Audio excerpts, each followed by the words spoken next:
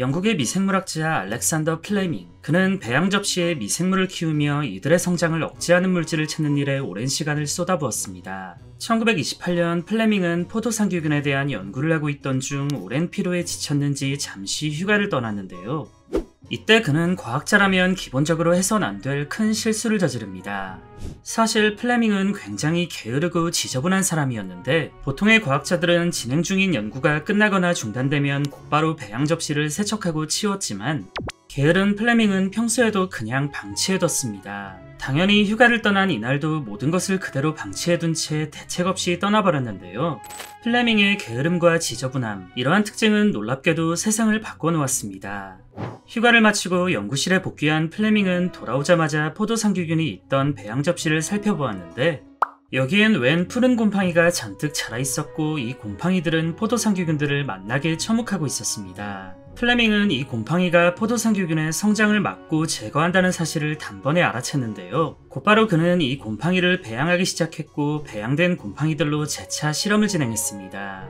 그로부터 일주일 뒤, 배양액을 1000분의 1까지 희석했음에도 이 곰팡이들은 포도상규균의 발육을 억제하는 특징을 보였고, 이로써 곰팡이가 만들어내는 어떤 물질이 강력한 항균 작용을 한다는 것이 점점 확실해졌는데, 플레밍은 이 곰팡이의 이름인 페니실리움에서 그대로 따와 저 어떤 물질의 이름을 페니실린이라고 지었습니다. 세균의 성장을 억제하고 제거하는 곰팡이의 발견. 당시만 해도 이건 가히 엄청난 발견이었는데요. 인류의 역사에서 가장 많은 인간을 죽인 건 감염이었기 때문입니다. 의학의 발달이 더딘 이 시기 감염으로 인한 사망률은 약 20%. 만약 곰팡이가 만들어낸 이 페니실린을 상용화할 수만 있다면 수백 수천만 명의 목숨을 구할 수 있었는데, 이미 여러분들은 과학 시간에 스포일러를 당해 결과를 알고 계시겠지만 그 과정이 순탄치만은 않았습니다. 푸른 곰팡이에게서 발견된 이 페니실린이 위대한 발견인 것은 분명하지만 항균력 자체는 기대에 훨씬 못 미쳤는데요. 푸른 곰팡이 자체가 페니실린이 아니라 얘가 뿜어내는 수많은 화학물질 중 일부가 페니실린이었던지라 그 양은 턱없이 부족했고, 항균에 대한 지속시간까지 짧았던 터라 상용화하기엔 부족함이 많다고 플레밍은 판단했습니다. 결국 이 같은 이유들로 인해 위대한 발견에도 불구하고 페니실린의 연구는 중단되었고, 그렇게 사람들에게서 차츰 잊혀져 갔는데, 1935년 두 명의 남자가 등장하면서 새로운 역사를 쓰게 됩니다. 이들의 정체는 옥스퍼드 대학에서 병리학 교수로 일하던 하워드 플로리와 화학병리학 강사 언스트 체인이었는데요. 하워드 플로리는 이전부터 플레밍의 연구에 큰 관심이 있었고, 페니실린을 발견했다는 논문을 읽곤 큰 흥미를 느꼈습니다. 이 둘은 잊혀져 가던 페니실린의 연구를 다시 이어갔고, 이들의 목표는 페니실린의 대량 생산이었는데, 물론 이 또한 쉽지만은 않았습니다. 하필 이 시기 어떤 코시 없는 새끼가 전쟁을 일으키는 바람에 이들은 연구소가 있는 영국에서 프로젝트를 이어갈 수 없었고, 어쩔 수 없이 미국으로 건너가 일리노이주에 위치한 미 농무부 산하의 연구소에서 진행해야 했는데요. 사실 이들이라고 플레밍이 말했던 페니실린의 단점들을 단번에 해결할 길 따윈 없었습니다. 그래서 이들은 최대한 원초적인 방법으로 이 문제를 해결하고자 노력했고, 플레밍이 발견한 곰팡이와 같은 성질을 가진 다른 곰팡이가 있지 않을까 하는 생각으로 단순하고 무식하게 온갖 곰팡이를 모조리 모으기 시작했습니다. 페니실린과 같은 성분을 가진 곰팡이를 찾아내기 위한 이들의 노력은 끝도 없이 반복되었고, 허탕과 실패의 연속에도 포기하지 않았는데요.